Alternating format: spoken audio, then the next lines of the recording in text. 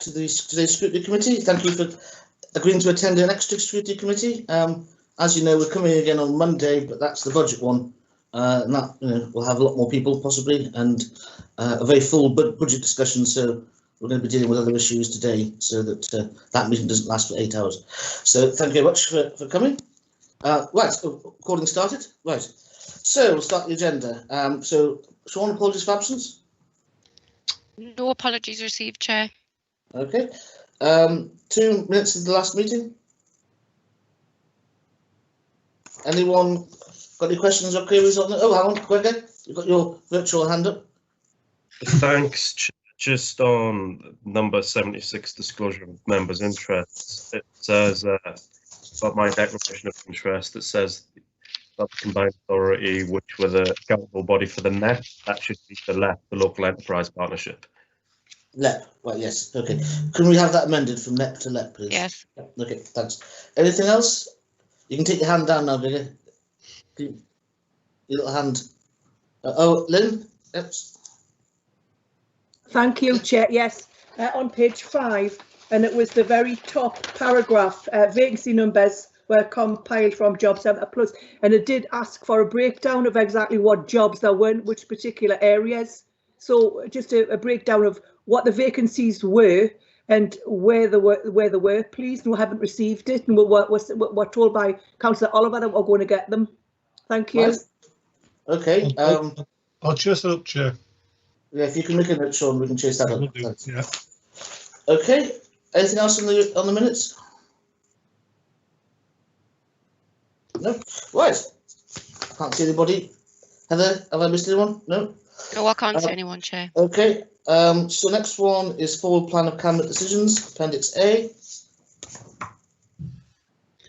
Yeah. Chair, there are 2 items on today's agenda. Obviously, the climate change and the borderlands, which will both be considered by the cabinet on Tuesday. So obviously, any comments will be provided to that meeting. But as you've already said, Chair, the meeting on Monday is the budget meeting, which we've invited all members to attend. We also, if you remember, I wrote to members a week or so ago asking if they had any written questions if they were unable to attend. And I gave them a deadline of Wednesday, close to play Wednesday. I haven't received any questions, Chair. Oh, okay, well, that's good. Might be a short meeting then. Okay. Oh, actually, I think I have actually missed out disclosure of members' interests, so I think we should probably go back. Malcolm's got his hand up. Were you going to make a disclosure there? Yes, it was just about a disclosure of members, and I see you've got a presentation on advanced operating practices. As a director of advance, I want guidance whether I need to declare on that one or not. Well, Councillor Sutherland's obviously reason. So we are not going to get a report today from the Chief Executive. She has decided to withdraw her report based on the fact that she insisted that all members of advance be excluded from the meeting, which I didn't agree with, and on that basis she would do her report. Councillor Grimshaw? Thank you, Chair. Well, I think you could elaborate a little bit more, Chair, because we had this discussion at our pre-meet, which I stated that I was absolutely disgusted the fact that the corporate scrutiny meeting needed to know what's going on, and Daljit's request for members who actually sit on that board, and indeed 2 members of the cabinet, and I think it's a perfectly reasonable request to ask, considering the implications, and you being, and I think, highly political, and with some of the comments raised, is totally unethical, and I think that the members of this scrutiny meeting needs to know that it was really railroaded. And I'm sorry to have to say that, but I think it's highly political, and members of the public, when it eventually comes out, needs to know everything that's going on. I'm terribly sorry I have to say that, but I totally disagree with the decision that was made earlier. Thank you, Chair. Thank you, Lynn. Councillor Burnham, you've got your hand up. Thanks, Chair. I totally disagree with the councillor. We are trying to get to the truth, and having the members who are on the board of Arch will help us get there. and the public do want the truth, and majority of councillors want the truth. And the only way you can get to the bottom of it is to have everybody there so you can ask them questions. And I find this totally unacceptable, what is happening this morning. Well, anyway, that's for discussion of the closed session. Yeah. So we'll leave that there, and we'll move on to the. Chair, Yes, sorry sir? to interrupt. Councillor Ian Swithenbank and the Chief Executive have their hands raised. Oh, right. Yes. Is this regarding this issue, or was it to do with what's on the agenda? For me, it was about, do I need to declare an interest as a director of Advance? I would just add a comment. In everything that's going on, we seem to have some members that are not involved with Advance and others that are. At some point, there has to be some sort of conversation so everybody knows what's going on. Correct. Because I declare an interest, all I know is what I hear from within the Advance board. And frankly, I'm only hearing half the story because I am a director. And I think the same applies to some members of the council who are not involved with Advance. They're only hearing one version of it as well. Yeah. It definitely needs sorting out. Councillor Swithenbank, I couldn't agree with you more. I think anyone who is a member of the Board of Advance should probably make a declaration just for form's sake. So it's recorded on the agenda that they've made that declaration. So that's Councillor Swithenbank, Councillor Robinson. Daldrick, you had your hand up. Did you want to add anything? Yes, I obviously don't want to discuss in open session the reasons and the discussion that happened in the pre-meet. I'll just make that point. But in relation to the comments made by Councillor Swithenbank, I can advise the committee that at 5 o'clock last Friday, I did hold with a number of the officers of the council a private meeting with all board directors of Advance. The chairman of Advance has had a copy of the confidential report that went to audit committee earlier in the week. So as far as I'm concerned, as shareholder, there is a clear process that is being followed. The reports that I have taken currently to audit committee were on the basis of, as the shareholder representative, putting the executive team in my position as the representative shareholders. It's very clear there is a due process to follow. I did include cabinet members in the report, in circulation of the report, in their role as cabinet members, and I was very clear with them that's the role they received it in. So I also attended a meeting, as I've said, last Friday with the board to try and assist them with a level of understanding of what was happening. But also there is a shareholder assurance meeting that happens regularly.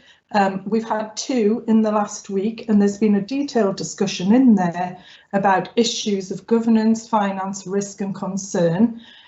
So I do think it is a bit unfortunate that comments are being made which seem to imply that there is any attempts to withhold information from people who need to know at this point. I can also advise the committee that a report will be coming through the Cabinet or Council process, including full information around the view of the shareholder on behalf of the council. So that's all I'll say at this point. Right, thank you. But because Councillor Bourne was unable to agree the confidentiality, the item is withdrawn from the confidential section. Thank you. Okay, that is not the case, but we'll not discuss this in open session. I think it is the case, actually. Right. In that case, Dalja, obviously you're trying to paint an image in the public session, which is entirely inappropriate. The true position is, one, you insisted that you would not make a presentation if any member of the Board of Advance were present or able to hear it, which I said was unacceptable, because 2 of them are members of the committee, and it's up to them whether or not they declare an interest and leave. And 2, there are cabinet members. There seemed to be a concerted reason for that. I don't know why, and I'm not going to go into it. As Councillor Swithenbank has identified, it's perfectly reasonable, but this is simply supposed to be a presentation. And why members of Advance, who are members of this committee, are banned from listening to a presentation about Advance from the council is frankly, well, I don't even know what's in it, so I can't comment. But I wasn't prepared to exclude members of this committee when it's up to them to declare interests or to decide whether or not they're conflicted. That, as is set out in the Government Act. Now, I'm not preparing to go further onto this. I think. I'm sorry, Councillor Bourne, but you're misrepresenting the discussion. I was very clear with you that the reasons for needing the advance directors not to be in this discussion, I had brought this discussion early at your request. As you said earlier today, you've been asking for some time, so I brought it at your request so that members of this committee who are not conflicted as directors could hear the position and ask questions. I brought it on behalf of the council as the shareholder representative as part of a process that's ongoing.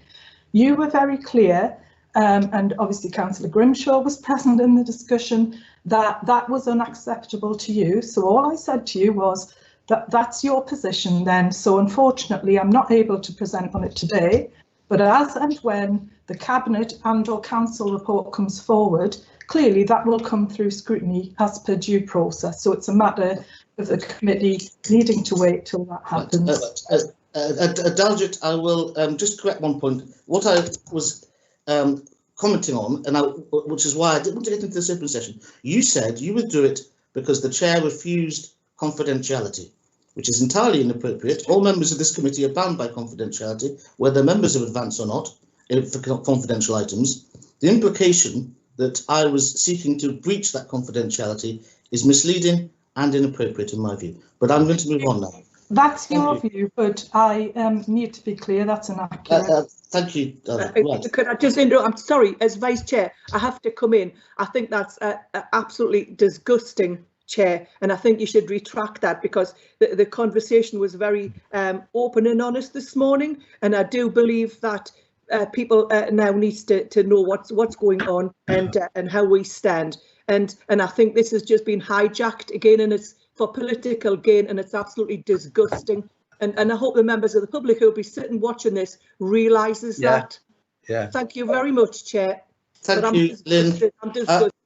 And again, your comments are noted, and we'll discuss it further in closed session. I'd ask all councillors to remember we are in open session and discussing matters that are on the agenda under closed business. Thank you. I'm sorry, Chair. You raised it, so I'm just answering what you've already discussed. Thank you, and I won't interrupt anymore. Thank you. Okay, so let's move on to what's on the agenda. Chair, I still have hands raised. I don't know if Councillor Swithenbank and Councillor Seymour. Briefly, I don't want to get into this. I'm sorry. I just wanted to thank Councillor Grimshaw for saying that she wasn't going to interrupt again. Thank you. Thank you, Catherine. Okay, Councillor Swithenbank. Given the debate I've listened to, I don't think I'll make any comment, and I think I'll declare an interest. Well, yes, your declarations are noted. Thank you. Right, let's go on to some other business. We've now got a presentation regarding we've done the forward plan. We've got the Northumberland Climate Action Plan. So I think, is Glenn going to present this? Is Glenn here? Yes, I'm here. Temporarily quiet after that, but I'm here. I'll do an introduction, Mr. Chairman, and then I'll pass on to our staff to take you through this. This is actually an exceptionally important piece of work that the council are doing, and I'm very proud of what we've done over a very short period of time. You'll recall that a year and a bit ago, there was a wide flurry of activity across the country, asking councils to sign up to a climate emergency and acceptance that it was a climate emergency. We actually preempted that, so we didn't have to wait to be petitioned. we actually went ahead and declared a climate emergency, decided that we would set up an action plan, set ourselves some targets, and arrange a means and way of producing the work that you see in front of you. I want to just say thank you right at the outset for the support that we've had from our steering group, which involves experts from in a wide field of climate change activity. And the discussions that our officers and the steering group have been incredibly useful. I also want to thank our staff. I think the way we have consulted over the last year, held public meetings, and in a time when we couldn't hold public meetings, held an interactive public question and answer session about the action plan, which went so well that we are going to repeat that again in a month or so. I'm very grateful to them for all of that. I do want to just touch on a couple of things. There are some huge issues and huge and very important and very large projects that are outlined in the action plan. In addition to those, we've done smaller things as well, and I'm immensely proud of the way we did our free tree to every household offer.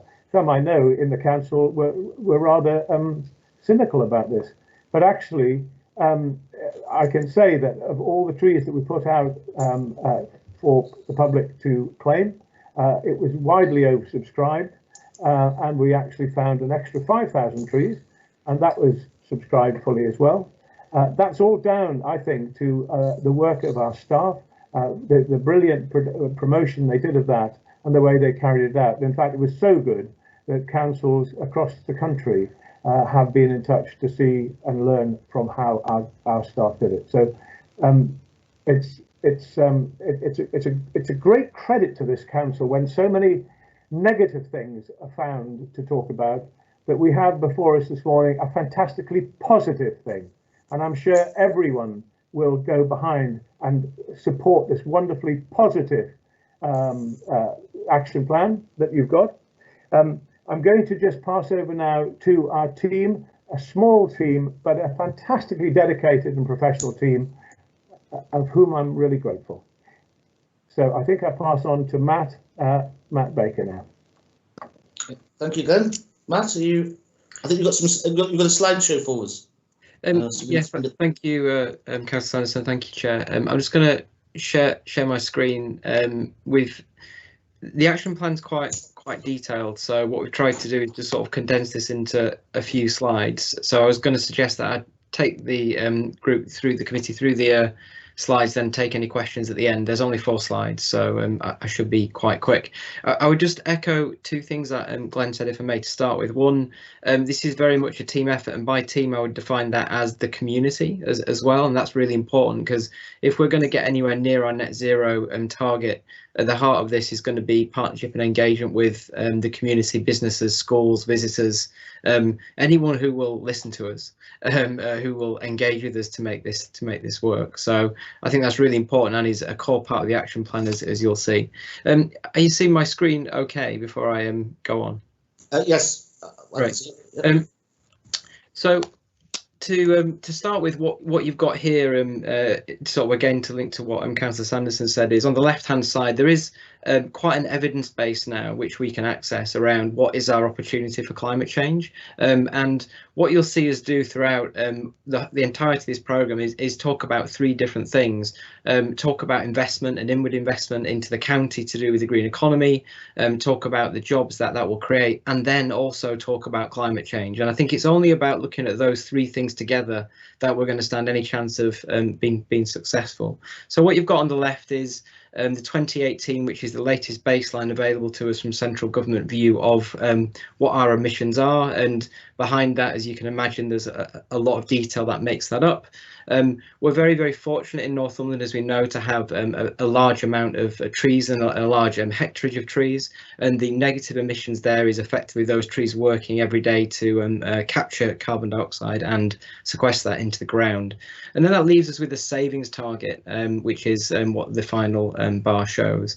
And the way this action plan is structured is there are two distinct parts to it. There's a focus on some really practical here and now things, and I'll touch upon some examples of that in a few moments, which we'll look to try and deliver within the next 2 years. And those projects together are worth around £390 million of inward investment into the county, and based on some approximations, and we think that's around 1,300 jobs, and some more scientific calculations around 33 kilotons of carbon dioxide. And just a kind of a quick example of that, so in the last 2 weeks we've just been awarded a grant for 3.4 million by central government, which is all about supporting heat and energy retention within affordable housing, and so that not only tackles the kind of climate change problem, but also makes a distinct contribution into fuel poverty, which is obviously an incredibly important thing as well. And then outside of those very specific things, running in parallel, what we've got is the work that we're going to do to identify the next set of projects, which will get us to net zero. And although it's not in this presentation, it is in the report. We've done a fair bit of modelling now, and the good news is we can see a way to get to that. The slightly less good news is that's going to be really, really challenging, and I would reference that back to the start of the conversation around the need for partnerships, engagement across the entire community. So in terms of the action plan itself, it consists of two distinct parts, a part around enablers, so what things cut across everything that we need to do, and I've talked a lot about partnerships at the bottom, but the other thing is around policy making and policy decisions. And as part of that, what we're going to do is put in place a much more discrete focus on the things that are coming forward in terms of policy, and put a climate lens on those. And then there are 5 direct contributors to the reduction in emissions, and they're heating, transport, renewable energy, sequestration and waste. And rather than go through each of those in turn, I'm just going to give you a flavour of the kind of 3 what we've called flagship projects, which sort of cut across some of those areas. So three of the big projects that we're doing, and this is by no means all of them. So the first one is what we call novel district heating scheme. So what people might recognise on the left there is a coal mine, and you might be thinking you've now wandered into the wrong presentation. But what we've managed to do with colleagues in looking at the Blythe Town deal is identify an opportunity to actually reuse some of the heat out of flooded mines within Blythe and create a district heating scheme off the back of that. Now, if that works, which we think it will, there are a number of similar projects we can repeat across the county. So that's a really nice example of how that would work in practice. And there are we think around 70 jobs that would create to effectively facilitate both the creation of that and run that facility. In the middle, you've got an aerial shot of the forest. So a key part of our landscape, as I've already mentioned, are the forests. So we're going to do more of that and try to increase the hectarage. And the key thing there is going to be right tree, right place. As we've learned from our colleagues over the border in Cumbria, you can put the wrong tree in the wrong place, and that creates a different problem. And running alongside that, there's going to be other things looking at sequestration, obviously, like peat, which is sort of running up alongside forestry is a big area of focus right now. And then the last flagship is what I've called electric vehicle infrastructure. So that isn't sort of a Dalek sunk into the ground. That's actually a curbside charger. And we're working with a company called Connected Curbs, and we're currently bidding for some funding for 30 pilot on-street charger devices, which if we're successful in that bid, which signs are good, then we should be able to scale that across the county, and that's going to be a key enabler of the reduction in emissions. Is how do we do our part of creating the infrastructure that people need to be able to use electric vehicles. In terms of what we need to do next, so we need to recognise climate change as a service, and it's part of everything that we do. And I think that's something which we do have cross sort of service support within the council, and hopefully we'll get cross member support through these committees and the climate change groups that we're working with. And we are going to need to be committed to what I would expect to be quite difficult policy decisions at times, where we might be putting options together which put climate first, which will be different from what we've done before. And then, without drilling that whole slide, I would drop to the last point here. So I'm kind of really aware I'm talking to lots of elected members. If this is to work, we need you to go out into the community and really evangelise about what we're doing and make people realise this isn't just about climate, but it's about the whole economy, it's about jobs, and it's about our communities. There's lots of detail in the report that I'm happy to take questions on, but those are the slides which hopefully summarises that feature. Okay, thank you, Matt. Councillor Swindon, put your hand up. Is that just left over hand, or is that?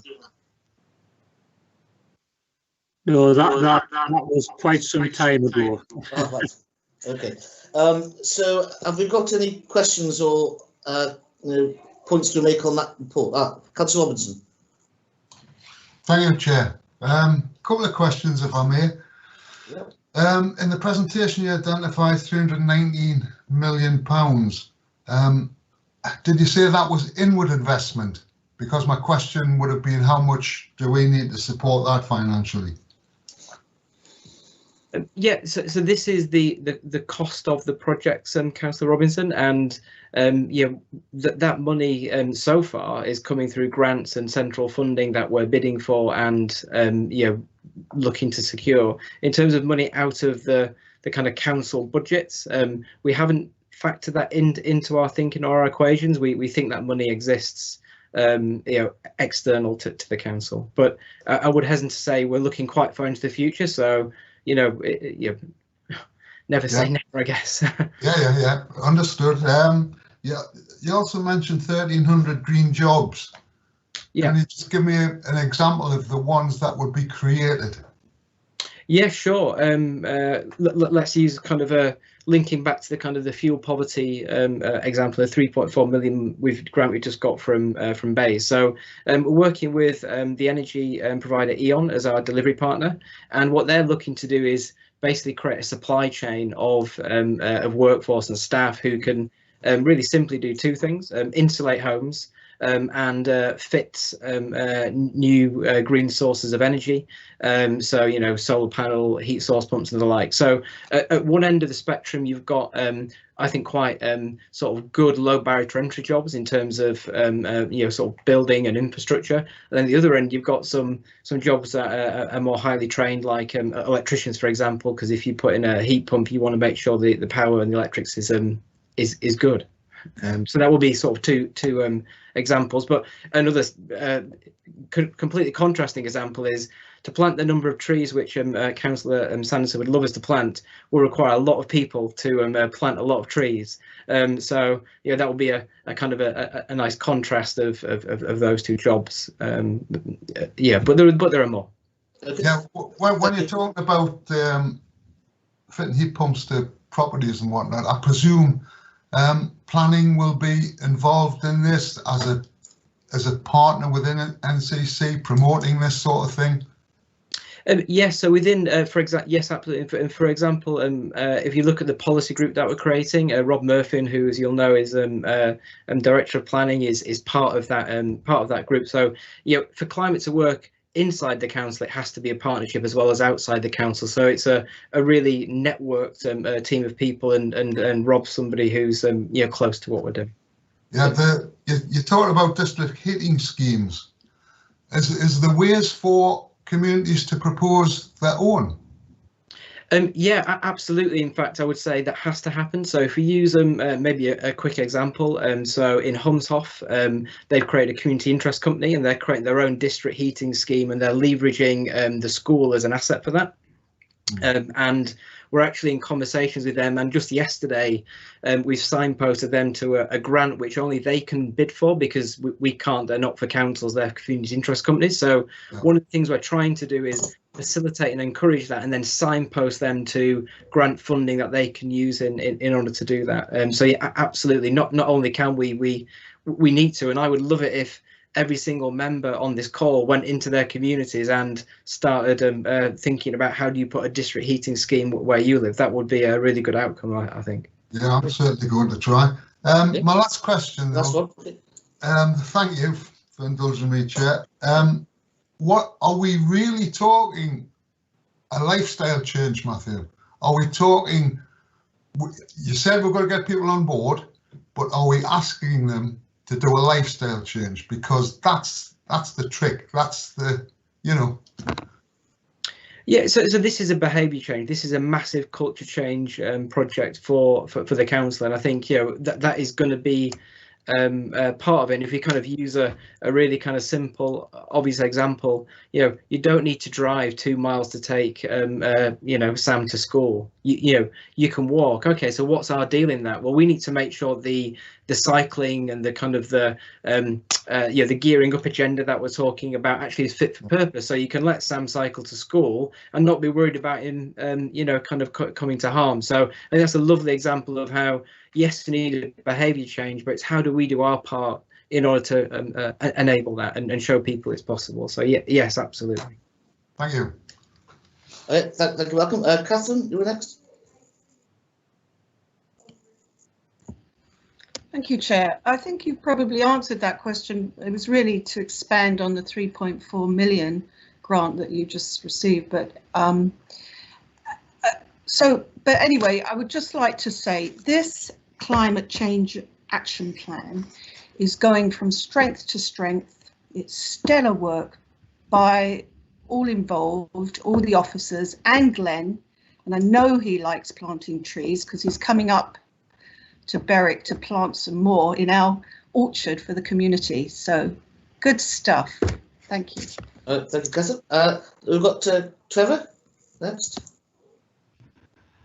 Trevor? Right, thanks, Chair. I've got a couple of questions which I'm going to link together, so it'll only sound like one, and then a request later on, if that's all right. Looking at here, it's talking about the emissions, travel emissions, in the 637.5 kilotons of CO2, which is obviously, if I want to save 701, that's a very large proportion, and they account for 35% of the total emissions. I was just wondering, have we done any, have we looked into or investigate how much was saved during the lockdowns and how much the lack of travel? And I'm going to link that in with something else you say later on, which is about people sharing and not commuting as much. And I'm just wondering if there's another investigation going on to how much maybe home working will change following the lockdowns and the pandemic and all that. Because obviously, if more people work at home, it's going to link into the lack of transport and an increased savings in CO2 emissions. Now, I didn't see anywhere in here anything like that, so therefore that could be a big part of the savings that we need to make for 2030. So that's one question, and I'll just ask the next one at the same time, which is a request. A lot of this I know interests my town council and my local parish councils. So is there anything available that I can take out and give to them on this? Because I think it's as Catherine says, it's an excellent piece of work. Yeah, if I mean, the answer to the second question is yes. Let's take that away and work out what you need, Councillor Sessford, and more than happy to support that in the most useful way, and that goes for everybody. I think we need to work out how we kind of package some of these things up so they are kind of used and usable. In terms of your transport question, there's kind of two parts to that. So we've actually just again, back to the team effect, through working with the highways team within Rick's team, we've just actually started a project with Newcastle University looking at the flow of transport. Now that's initially specifically looking at school routes and looking at how we can kind of optimize those with a kind of climate lens on. But the second part, which might not be explicit in the climate action plan, but absolutely is on the work plan, is in order for us to know where to put the infrastructure for charging, we need to know two things: where does the traffic flow, and how much does it, how much of it flows. And so to do that, we do need to model exactly what you're asking for. And so we've got a fair bit of data now which we're looking at, which is both trying to understand the impact of the pandemic and home working and such things, but then also try and predict, well, as we get back into new normal, if I can use that phrase, well, what does that mean in practice? So it absolutely has to be part of what we're looking at. Yes. Thank you. Okay, thank you, Trevor. Again, could those of you who've spoken put your hands down so I can see who's actually still wanting to speak? That's Catherine Malcolm. Has got any other comments? Councillor Bank, your hand's still up. Is that still your old hand, or is that a new hand? Oh, you're muted there. You're muted. Yeah, we can't hear you. No, I'm not requesting to speak. Your little electronic hand's still up. You have to press the button to make it go away. Right, what do I do to make it go away? Well, there's a little bar at the bottom. There's a little hand picture. If you click on it again, there you are. Perfect. Right, Malcolm, right. Your hand's still there. Are you still? Yes. If I could just ask Matthew. I promise it's a final question. You mentioned peat bogs and whatnot. Now, this has been mentioned a few times in different presentations I've been at. You can't just make a peat bog. So how are we going to capitalise on that sort of asset that we've already got in place? Yeah, so the first thing I would say about peat is because it's, let's say, quite exploratory, we haven't factored in any savings from peat in our plan. So if you look at the detail, if everything happens the way we expect it to, which obviously it won't, we can actually achieve negative emissions. That doesn't include peat. So peat's our kind of rabbit in the hole, if you will. So there's a lot of work being done outside of the council, which we're looking to tap into around exactly that sort of question. How do you repeat areas? And I think it links into some of the kind of conversations around the Great North Forest. And you'll hear from Janice later around borderlands. And one of the things that they're looking at across the whole piece is the whole question of sequestration. So, I can't give you an answer to that, but it's definitely on the plan, and we've definitely not made any assumptions around benefiting from it because we just don't know enough about it yet. So, if we get to a negative situation, is the plan to capitalise that?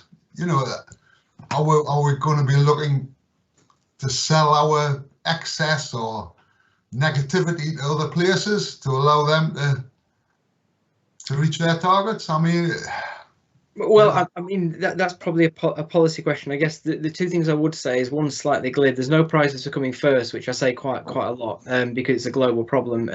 But the second thing is, we are having some interesting conversation with financial services partners around work they're looking to do around effectively partnering, commoditizing different aspects of effectively the green economy, because we are in such a fortunate position which might secure investment. So that is a live conversation. But in terms of a policy decision around, would we, kind of sell carbon credits, I would leave that for others to comment on.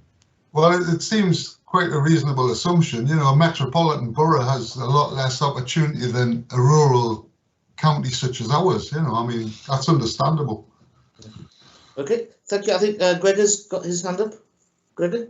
Thanks, Chair. My first question was actually going to be the same point Councillor Robertson raised there, because I asked the leader something very similar when he presented that premise of this report to our local area council. So I'm glad this report does talk about carbon negativity by 2050.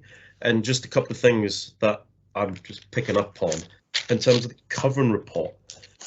It mentions obviously partnerships with public sector organisations, the Borderlands partnership, but it makes no reference to the North Tyne Combined Authority in the Covern report, which concerns me a little bit. That, as Councillor Robertson said, the North Tyne area geographically, we're a rural county that's going to inevitably, probably at some point, be taking on the carbon emissions of the urban part of the North Tyne, the Tyne and Wear part. So they've currently got plans for the citizens' assembly on climate change, which I know the Cabinet and Combined Authority are keen on. So I would like to see that there is a bit of joint up thinking there, and rather than, you know, across the piece looking at it from an aerial point of view, that there's not a duplication of work, and where possible, like a co-production element could be taken into account, so it's not a duplication of resources.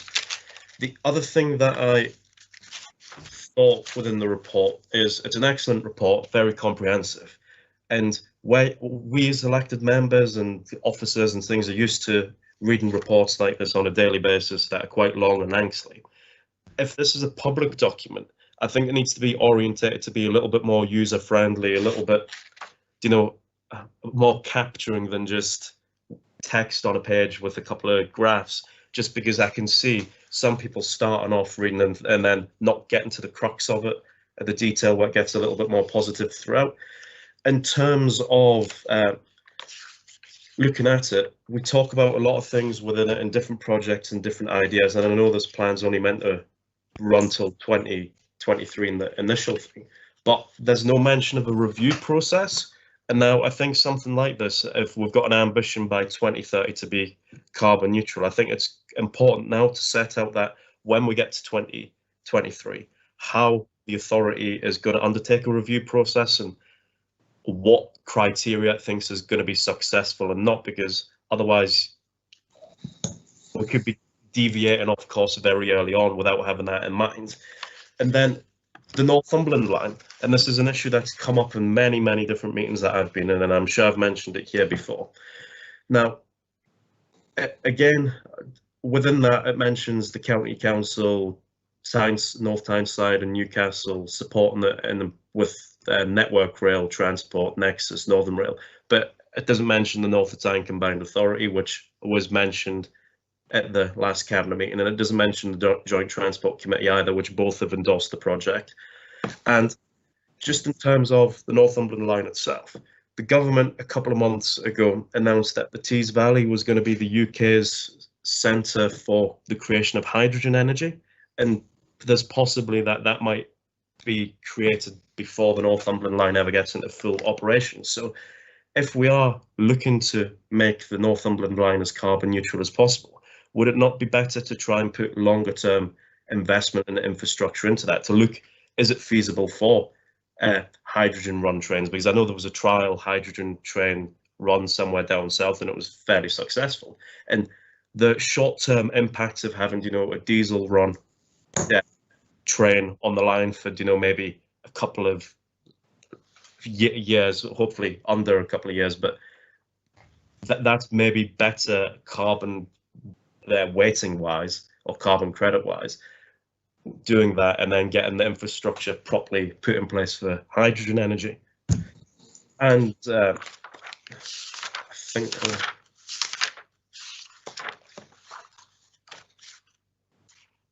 I think that was it. Okay, thanks, Greg. I think Janice put her hand up briefly.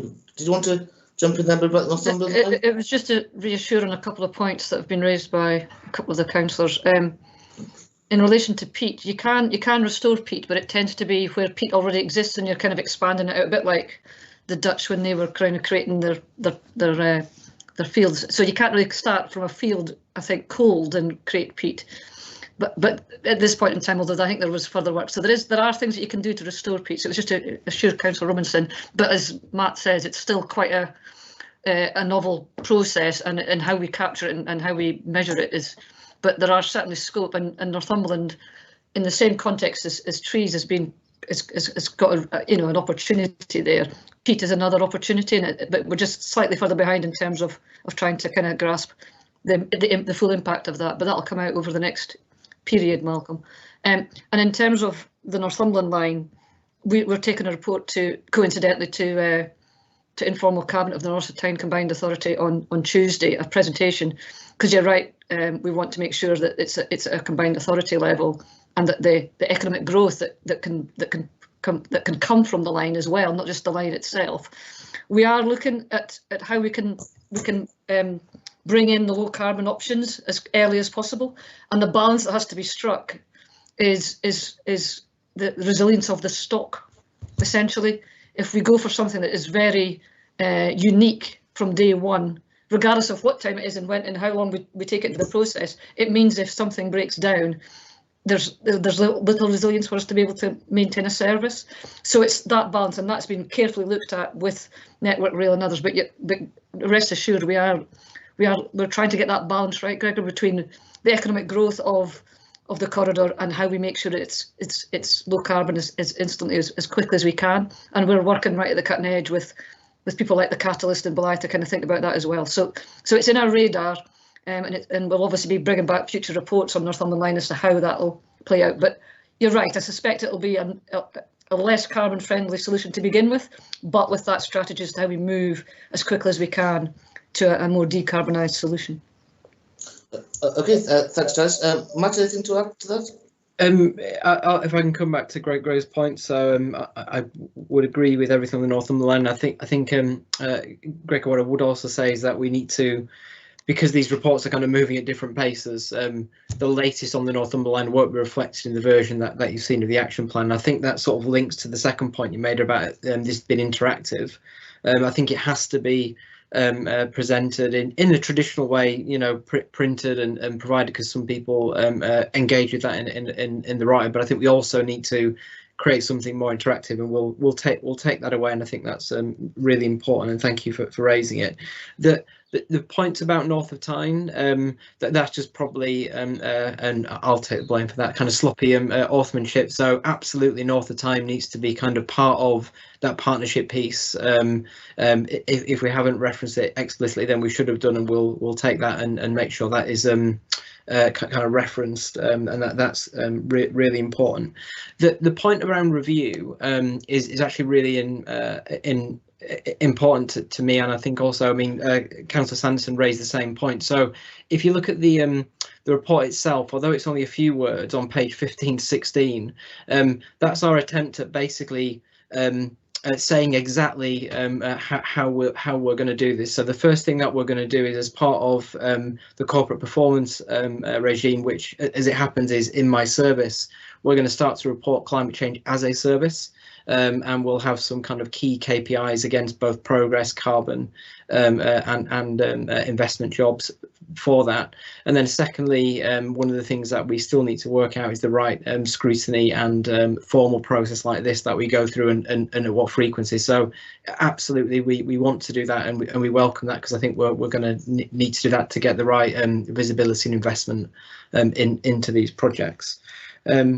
The last thing I would just say about hydrogen, and it links a bit to the peak thing. So I think, you know, whilst it's very practical what we can do in the next 2 years, it is less clear what the projects are going to be from, you know, sort of 2 years plus. So a good slug of what we need to do in parallel to the delivery in the here and now is that kind of research and development. So we're actually both ahead of the game, but we're also backing the things which are most likely to succeed. And hydrogen's interesting because the government is starting to plough a fair bit of money into that. And just to kind of give you a slight anecdote, so we've been engaging with Simpson's Malt recently, which is always up in Berwick Way, and yeah, they've been talking about how could we leverage some of the wind turbine assets that are up there to create hydrogen to basically fuel their wagons, because some of the tariffs, without getting into too much technical detail, are about to run out. So those wind turbines could become non-commercially viable, so they might need a different use. So there's quite a few interesting partnership opportunities, I think, with business, and again linking into borderlands, because some of those turbines are other side of the border, which we should start to kind of look at and explore. But obviously that kind of thing is not going to happen in 5 minutes, so it needs some appropriate kind of thought and research. I think that covers the things, all the things that you raised. I would love it if the Northern Line wasn't diesel, by the way, just for the record. Well, those who do back in the short term. Gregor, anything? You still got your hand up? Was anything else? What was that? Point. Thanks for Matthew for that, and thanks for Janice clarifying that as well. Just a final point in terms of climate change and climate change emergency. I know other local authorities, that's automatically impeded their, you know, investment opportunities. Like behind the scenes, it's prevented, you know, investments in any organisation that's got anything to do with, you know, fossil fuel extraction or anything like that. Now, I think as an authority, and this is a policy decision and probably a debate for another time, but we should have a a mature approach that if an investment makes financial sense on the basis of the return on it, we shouldn't just refuse that on the basis of it being, related to fossil fuels. But the return that the council gets from that investment should be invested into climate change and our climate change action plan. So that's like the offset of the carbon that you've contributed to there, because in reality, all these big firms like, BP and things like that, they're going to have to face what the Earth's going through and come up with innovative ideas to create new energy. And probably they themselves are going to be divesting in fossil fuel extraction. So it doesn't necessarily mean that it's an evil thing if the authority is investing in these companies. But as I say, we should be doing it in a controlled manner, reviewing each individual investment if there is any such investments or investments like that in the future, and ensure that the return the council gets is invested into climate change mitigation. Okay, thank you, Gregor. Right, so if there's no other questions from me, I'd hand back to Glenn if he wants to make any other further comments. Okay, that's Glenn. Anything to sum up? Well, can I thank the members that have asked questions, because they're actually really good questions, and particularly the point that Gregor raised around a review and monitoring of how well we're doing, and that is very much built into this action plan, so that all members will be able to not only follow and be fully engaged in what we're trying to do, but also have the ability to challenge where necessary on our progress and sort of keep us active and motivated. But I don't think I have a problem with that because of the staff that we have involved in this. So thank you very much for those questions. It's been really useful. Thank you. Okay, thank you. Right, well, that was a very, very good report. Thank you. Right, next on the agenda, we've got the work programme, Appendix C. Sean? Yes, just to remind members what I said earlier about the budget meeting on Monday. That's the main issue coming up. Obviously, there were a number of suggestions that further reports will be coming to the committee in due course, Chair, and I will pick those up as dates become realised. Okay, thank you, Sean. Right, 7 urgent business, if any. Anyone? No. Right, then we move on to part 2 of the agenda. I move that we exclude the press and public under section 100A4 of the Government Act 1972 as information for the following reasons: contains in relation to business affairs of any particular person, including the authority, and there's a public interest in maintaining the exemption, and also it contains business affairs of a particular person and the public interest. Well, also that's 2 items. So it's the same exemption for both items. Are we happy to move that? Councillors? Yep, okay. So can we stop the broadcast?